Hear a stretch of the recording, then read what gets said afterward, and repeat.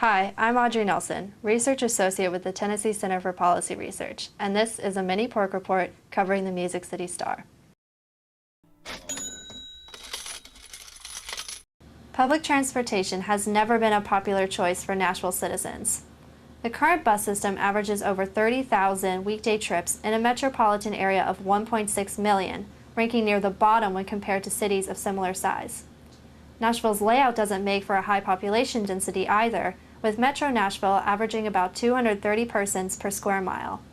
So it was certainly a surprise when the Regional Transportation Authority secured $41 million of taxpayer money to run a commuter train dubbed the Music City Star between Nashville and Lebanon, a small suburb directly to the east of the city.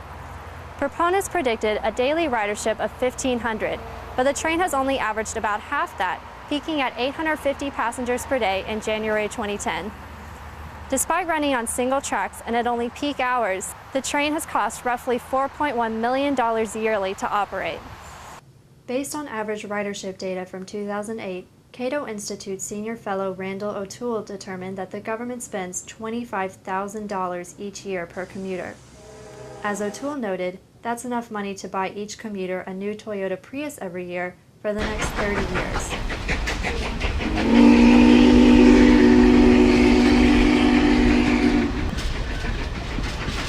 Even though the train is bleeding money, the Metro Transit Authority has plans to extend the railway to a 30-mile route that runs all the way to Gallatin, another Nashville suburb. This would further increase its yearly costs, decrease the number of passengers carried per mile, and is unlikely to lead to any significant increase in ridership. When looking at emissions per passenger mile, the Music City Star is actually less environmentally friendly than an average automobile. Transit options such as the Music City Star release 0.4 more pounds of CO2 into the environment than an average car. The insufficient amount of seats filled on transit options such as the Music City Star contribute to its failure to be energy efficient.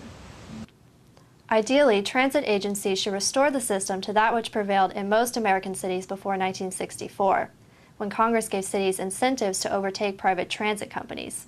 However, it's politically unlikely that these agencies will take the ultimate step in selling their assets to private operators.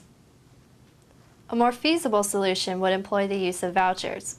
Public transit is important to people who have no access to cars, but such people are increasingly rare.